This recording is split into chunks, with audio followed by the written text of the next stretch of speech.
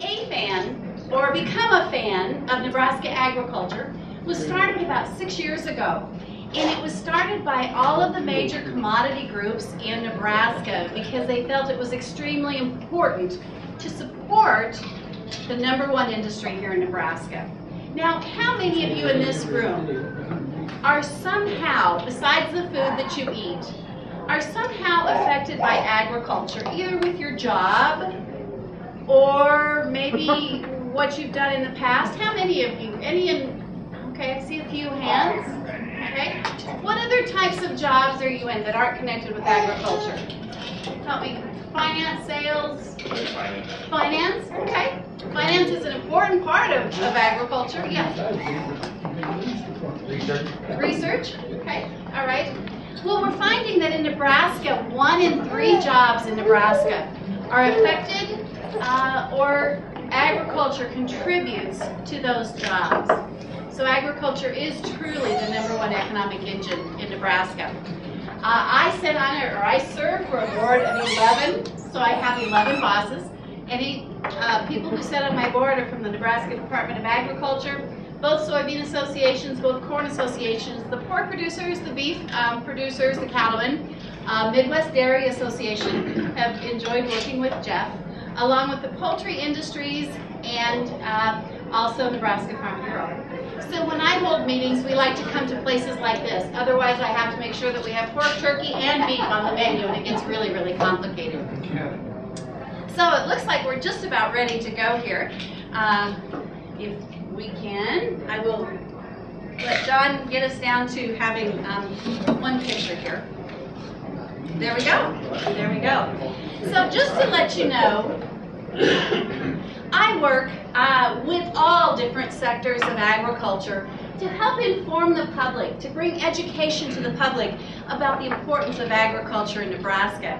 I work with young farmers from the eastern Nebraska. I work with generational farmers from the western end of the state where I am from. I work with beef, pork, dairy, and poultry farmers all across this great state that not only grow crops, but that actually produce the protein that are on many of your plates that you eat during the day.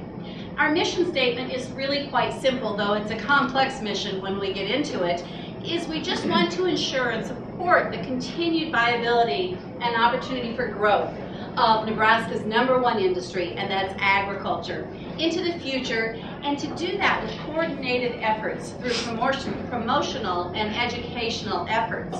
It's really kind of a fun job because there has so many different aspects to it. But some of the important things about agriculture that many of us do not realize is that it really produces for you as citizens of Nebraska much more than just the food on your plate. It is the #1 industry, as I mentioned earlier. Livestock farming alone is a $7.2 billion industry a year. For every $1 in livestock sales in the state, it in turn impacts 62 cents of final sales dollars in non-agricultural industries. That little fact from my finance person over here. 1 in every 3 jobs is accredited to agriculture or agribusiness. And of course, the livestock generated tax revenues generate funds for important societal support systems such as roads, schools, hospitals, healthcare, and community services. But we're finding today that there's quite a gap in the whole understanding or whole chain of people knowing about where their food comes from and how it actually gets to their table. You see, most people do not understand contemporary livestock operations today. Many of us still think, when we think of agriculture, we think of the little red barn and the chickens running around front and maybe the hogs rooting in the mud puddle out back. But actually, through technology and innovation, we've come a long, long ways in being efficient and producing more food, and abundant food, and also affordable food for the tables. You see, the average American is 3 generations removed from the farm. It used to be that one farmer would feed someplace in the 30 to 34 other people. Today, we feed over 200 people. And it's amazing how there just aren't as many people in production agriculture. The other thing that has helped with the misunderstanding a little bit is that most people use their experiences that they have to make decisions. And in today's lifestyle, we have found that most of our experiences being removed from farm animals is with our pets. And today, pets have even become more important to us. They've actually become family members to many of us. And so when we make decisions about animal welfare, we think back to the dog that maybe sleeps in our bed. And we have to come and realize that farmers and ranchers take just as good care of their livestock, but in different manners because they have different needs. You see, this is interesting. Last year, we are really a society of affluence. Americans spent more than $50 billion on their pets. This picture came out of the Lincoln Journal-Star within the last year. And what we're finding is even though we have abundant food, there are over 300 million people living in the United States, but we have less than 1% of those who are actually in production agriculture. So today, less than 1% of our population is feeding the world. And so it's important that we understand what each other are doing. We found that we really don't realize how important agriculture is to our local and state economies. There's a disconnect between agriculture and family dinner tables. How many kids think their milk comes from the grocery store? Talked to a lady the other day that was a vegetarian, but she gave herself a couple little bonuses. She loves chicken wings, like many of us do, and she said, you know, but it's okay. No animals have to die to get my chicken wings. They just grow back. And that's here in Nebraska. Okay. I was talking to a lady who makes goat cheese and goat soaps and goat milk the other day, and she was talking to a class of third graders, and the third graders felt so bad that those goats had to die to give up their milk. So there really is a disconnect or a lack of understanding of what people, farmers and ranchers do. And we found, though, that many people in the public make decisions about their food or how they think it should be raised without really having the complete information they need to make an informed decision. So what we are trying to do is to helping inform the public with credible resources. We use a lot of research from my alma mater, UNL, at the land-grant college here in Lincoln and across the nation. We're trying to engage the public, somewhat like you here today, by communicating our shared values. You see, farmers and ranchers aren't any different from urban people. They have a lot of the same values. And I will tell you, they definitely have the same passion in caring for what they do. They care about their animals. They're dedicated. It's not just their job. Usually farmers and ranchers are dedicated their entire life and for many generations to something that is much more important to them than just their job. It's who they are. So what we've done is AFAN has come together and put an informational website together, and I encourage you to go home and check us out on the web or Facebook or Twitter. It's becomeafan.org. I am a fan of Nebraska agriculture. On here we have 11 videos where you can actually take a virtual tour of a farm. You can learn how many eggs that hen produces a year, and you can learn lots of different interesting facts that will help you and those around you understand where your food comes from. I'm going to, this is a television commercial that we're trying to bring the thought of agriculture into people's lives. Where's my cursor? There it is. And this is a commercial that we've been running in this area. Whether you wake up to Chimney Rock or a rising cityscape, we're all part of a deep agricultural legacy. Through hard work and innovation, Nebraska farming feeds families everywhere. As technology advances, so does animal care. Our livestock are protected from disease, predators, and elements better than ever before. No one defends Nebraska animals more than Nebraska farmers and ranchers. Help support what's right. Learn more and become a fan today. This is a radio commercial that maybe some of you have heard. When waking up at the crack of dawn is your idea of sleeping in, and trudging through the snow to feed your livestock is how you spend your holidays, you're not one to take shortcuts or compromise your beliefs. Hi, I'm Dr. Angela Basinger. As a large animal veterinarian, I've seen the ethics of Nebraska's farmers and ranchers firsthand.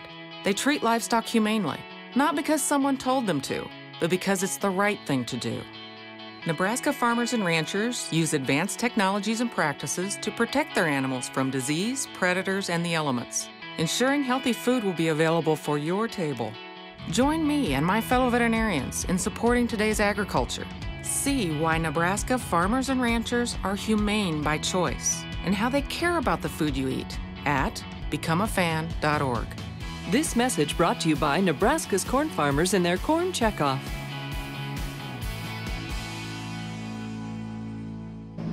So these commercials have been mainly running on radio stations that women from age 25 to 55 are listening to, because we just want to bring the awareness and maybe have some of them go to the website, check out our videos, help them understand more, and we're empowering the farmer and rancher to share his or her voice with consumers and who are eating their food.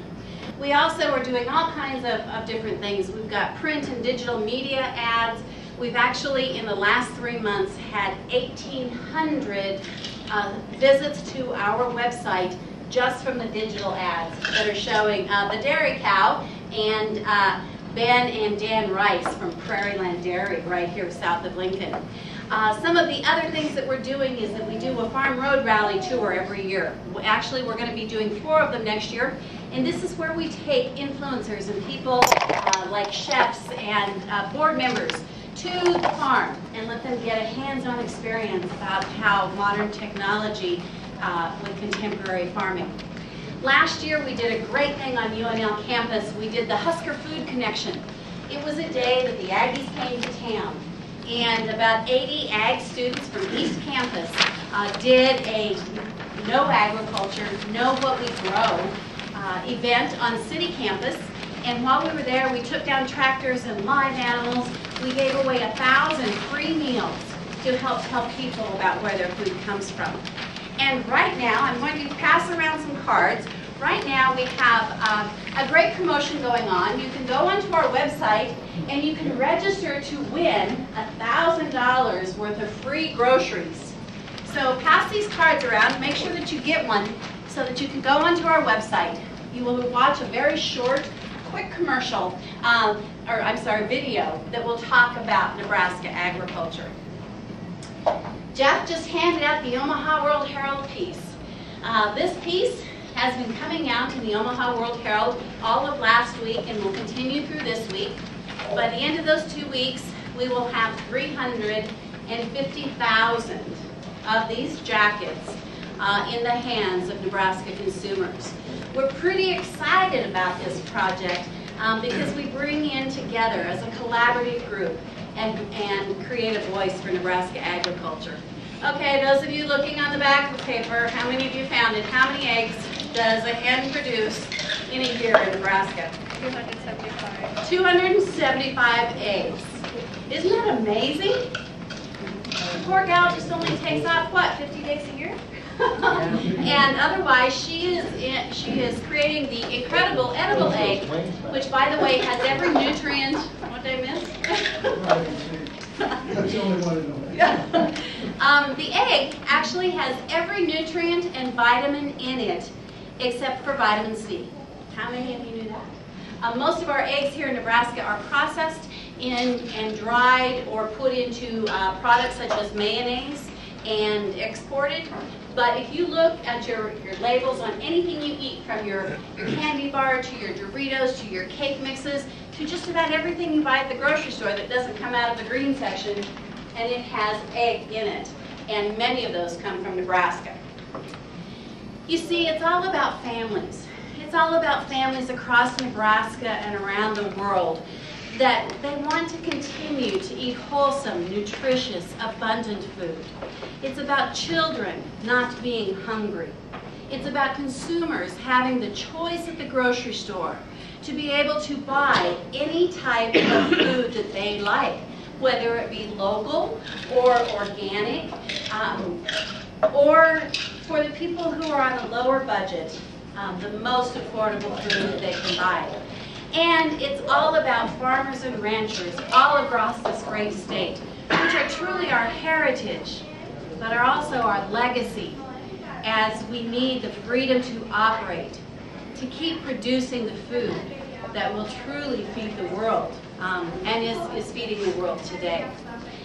You know, Nebraska's entire economy is strengthened throughout the state because of agriculture, from my hometown of Alliance to Scottsbluff to Albion to Northeast Nebraska to Lincoln to Omaha, all across this great state. Many of our small towns and many of our urban areas depend on the dollars and the #1 economic engine in this state being Nebraska agriculture. So just a quick message from our governor. He is a very strong proponent of AFAN, has been very supportive of our efforts to try to connect the farmer and rancher with the consumer. He says a strong livestock sector is critical to Nebraska's economy. And you know we've had a pretty good economy when everyone else has had downturns in the last couple of years. So I appreciate the work that AFAN does to inform the public about the industry and to encourage animal agriculture development. So that's what we do here at AFAN. We talk to groups like yours, we do educational programs wherever we are invited to do. We do promotional pieces like our TV ads and our Omaha World Herald ads. So I thank you for bringing me here today, for letting me share a little bit about our mission.